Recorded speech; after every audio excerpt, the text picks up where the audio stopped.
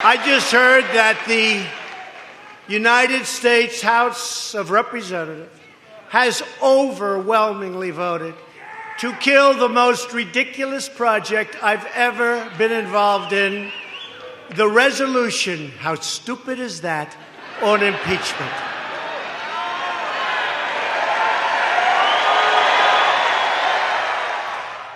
And joining the debate tonight is liberal commentator Roosevelt Mitchell and comedian and blogger and host of the Katie Halper Show, Katie Halper. Thank you both so much for being here. Roosevelt, I do want to start with you. 95 Democrats in this case voted to impeach the president for causing harm to American society. Not for treason, not for bribery or other high crimes and misdemeanors as set forth in the Constitution, but in essence because they see him as being unfit for office. So would you agree that it would seem as though that the very reason it's spelled out in the Constitution was not what these lawmakers were going for? The Constitution lists this and explains this so lawmakers don't abuse the power. Was that, do you feel as though that's what this impeachment push is bordering on? Well, I have to agree with Pelosi on this one with, not trying to proceed with impeachment because of some of the stuff that you just explained. It's not clear cut. And if a failed impeachment attempt on the president, I think all but guarantees his reelection. Because, as you can see from last night's rally, these kind of attacks against the president, when they are failed, they just excites his base and, brings his party closer together while the Democratic side is split. Katie, do you agree with what Roosevelt said there? I mean, I actually think that the way that the Dems should move forward is by, if they want to impeach, is by making it around the president's white-collar crimes. I think that's the one issue that can really speak to people. I don't think the Russia stuff motivates the base or converts people back who are Obama to Trump voters. So I do think that if the Democrats could follow the lead of people like AOC and this progressive squad, I think they actually could inspire people. I think that Nancy Pelosi and other kind of blue dog centrist Dems are pretending to be the ones who care about the practical issues and know how to get things done. And I actually think it's the total opposite. Why is there such a divide right now between the neophyte progressive Dems here and Nancy Pelosi? Let's go back to you first, Roosevelt. Well, I think it's almost sort of like the changing of the guards. You have these freshman fiery senators or representatives, and then you have the older establishment, and I don't mean that in a negative way with Nancy Pelosi, but again, you have to be strategic and you have to be tactical. I mean, because you can call the president many things, but a political strategist is something that he is. So he knows how to play on certain situations, use certain rhetoric, race bait even so, in order to get people riled up and to get his face in the media all the time.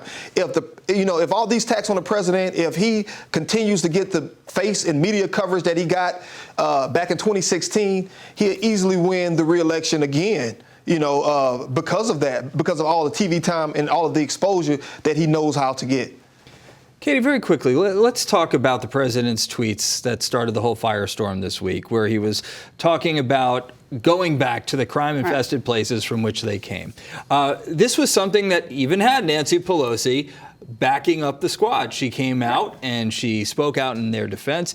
However, what's interesting here is actually it all led to the vote of condemnation that the tweets were racist. But let's go back to last week, because last week you had a totally different scenario where it was AOC who seemed to infer that Pelosi was discriminating or singling out this squad based on their color. What's the source of the rift here, and because now you have accusations of racism coming from both sides of the aisle. It's not. They didn't say she was racist. I think they said it was patronizing and it was inappropriate. Right. And of course, what you can't do is what I think you can't do is what Pelosi does and what other centrist Dems do, which is they weaponize identity politics when convenient. So when they want to protect someone or defend someone or have their back, they'll mention that that person is a woman of color or a person of color, right? But if they want to go after someone who's a person of color, all of a sudden it's not related. to that issue. So I think it's really exploitative and unfair, and they're being called out as hypocrites. But I also think what's interesting is that you go back a week, what you had was Pelosi going after the squad, right? So Trump, as the other person speaking Roosevelt indicated, Trump is very strategic, and he's the one who jumped in on what Nancy Pelosi was saying. So if Pelosi hadn't gone after them like that, Trump never would have had this opening. And I actually think it benefits both Trump and Pelosi, because Trump gets to throw red meat to the base